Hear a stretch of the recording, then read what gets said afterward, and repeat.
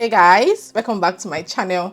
My name is Melissa Oti, and if you're new on this channel, please kindly like this video, subscribe to my channel and click the bell so that whenever I post, you will be the very first to find out. So you guys, today's story is a typical example of why content creators come out here and talk about do this, don't do that, this is what you should do, this is what you should not do. So what happened? Now you guys know that we have support workers, right? The way we have healthcare assistants, the way we have support workers. Most times support workers, they support people with learning disabilities, people with mental health conditions like autism, schizophrenia, psychosis, all this kind of mental, more of mental. And most times, some homes that you find yourself, they are very okay.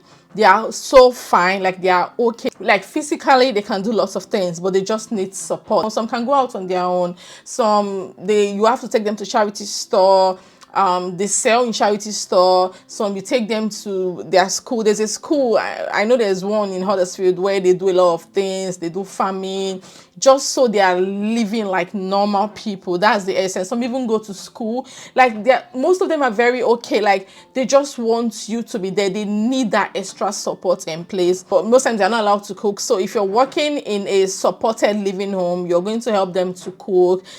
They will choose their right outfit for the day. Some of them can brush their teeth, some they can bathe, but they need reminder that you need to brush. Some might not understand the reason why they need to brush or why they need to bathe. You as a support worker, you will not have to prompt them, giving them reasons why they should. Some don't want to take their medication. Unlike a care home where most of them are just sick, they are old, like they don't object. But support workers, most times you are going to face a resistance from the people you support. So I'm just trying to make you understand that most times these people are very, very fine. You guys ignore the things on my face. I'm struggling with sunburn at the moment. I forgot that it's sunny and you need to always have your sunscreen. So my skin is messed up.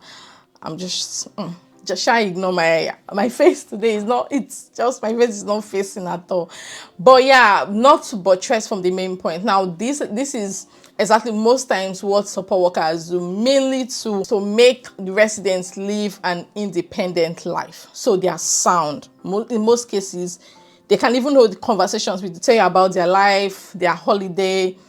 Do you get the point? So most of them, they are fine. So what happened? A certain Nigerian guy called Olumide, I'm not going to say his full name.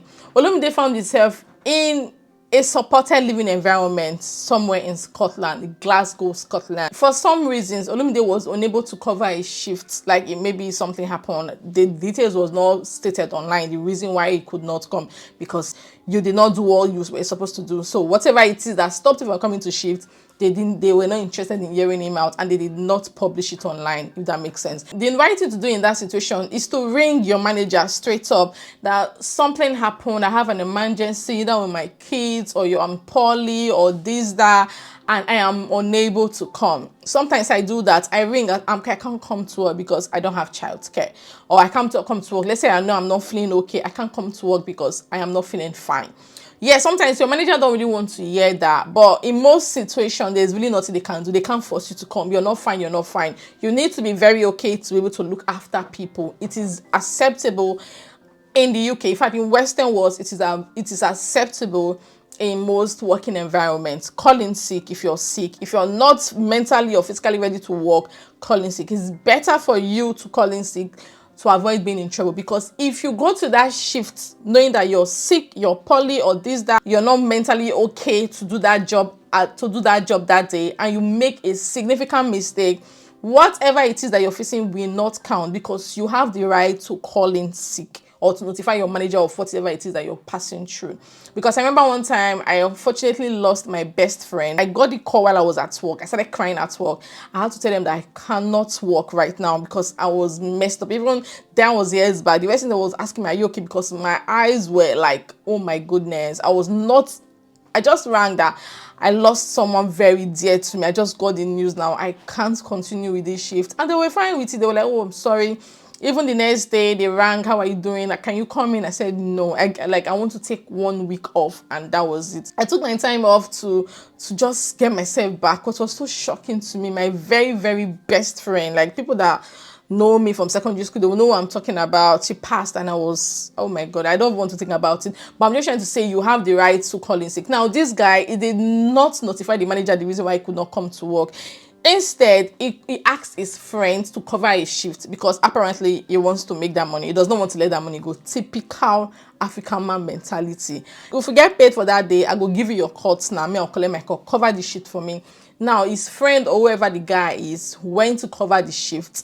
And most times, where I worked before as a support worker, the residents, they have a right to know who is coming in. So they always ask the team leader or the manager who is coming to who is working today, and the manager will tell, oh, this person is working today, or who is working tomorrow, because when you come you have your people you're assigned to. Oh, who is working with me tomorrow? Oh, okay, it's Melissa that is working with you tomorrow. It's also person that is working tomorrow. Then if Melissa is not able to come to work, the manager will then notify the resident that Melissa can't come to work, she ran get sick, but we are trying to arrange something else for you, or this other person is going to support you. Melissa is not available. The most time residents, they like that. They just want to know who is coming. I don't know, they just love it. So apparently, I guess the manager already told this resident that it is Olumide that is coming in, and the resident was expecting Olumide because the resident is very okay. Now, someone else came in and the guy was like, what's your name?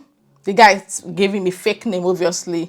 We're like, Olumide didn't come in. Why is Olumide not here? The guy just cooked up something else. And the manager was not on shift. So other staff around, they realized that, is this an agency? Because most times agency can come to cover shift. You will not even know the staff. Like different agency come from time to time. So some of the staff thought that the guy was an agency staff. So the guy was to introduce himself as an agency staff. Like, can you put me through? Can you put me there?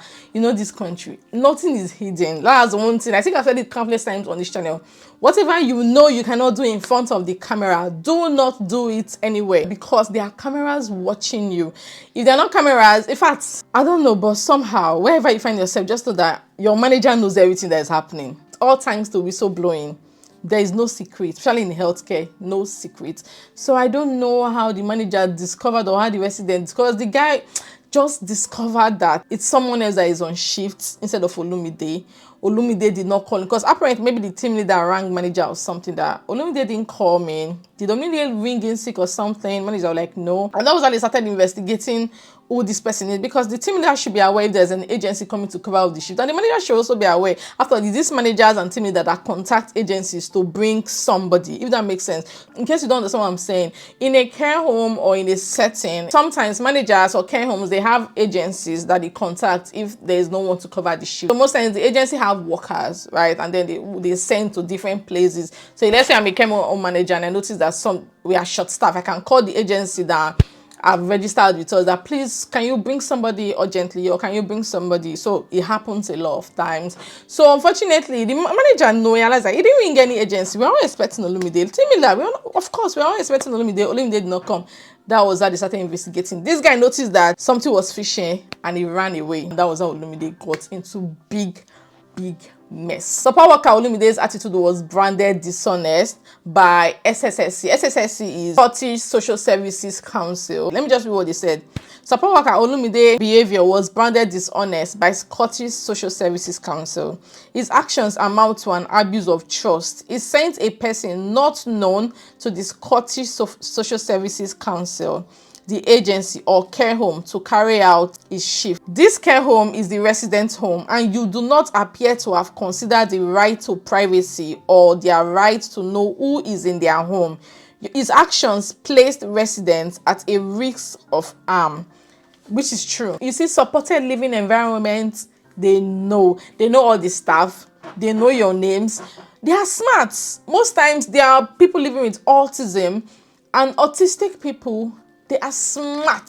When I say smart, I say smart. They are very intelligent, because autism is like a spectrum. So the way it presents in person A might not be the way it presents in person B. An autistic person, I can even be autistic and I'm doing this thing that I'm doing, but there's something I may not be able to do. I may not like touching water. So when it comes to washing plates, I may not be able to wash plates. As grown as I am, I may not want to take my bath because I don't want water touching my body.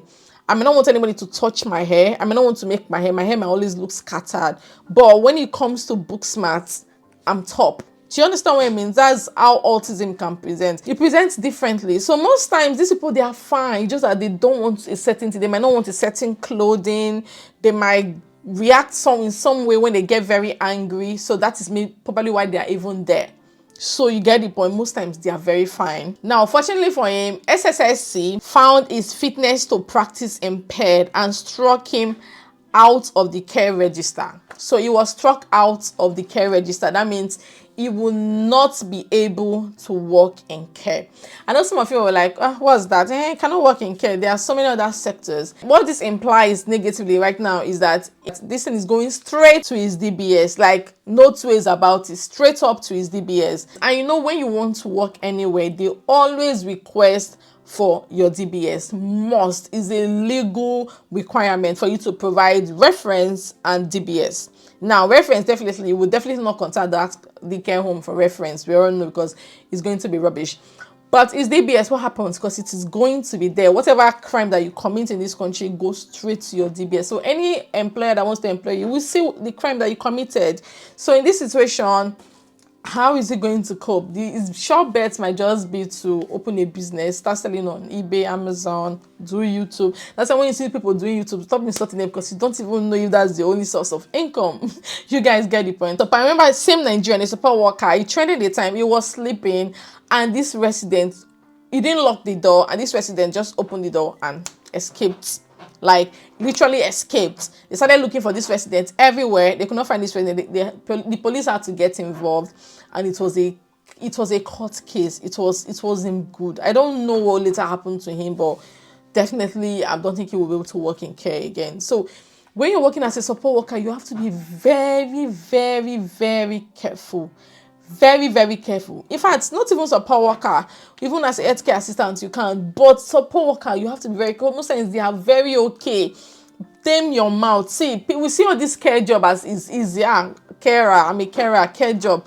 Being a carer can easily land you in prison. Quote me anywhere. See, it's being a carer and prison. As you're working as a carer, just so that prison is not far away from you, because any mistake, any error, any significant error that will cost somebody's life, or any case of abuse, can end you in prison. You can go to prison for 3 months, 6 months. And as you're coming back from the prison, you're definitely not going to work in care again. Never in this country.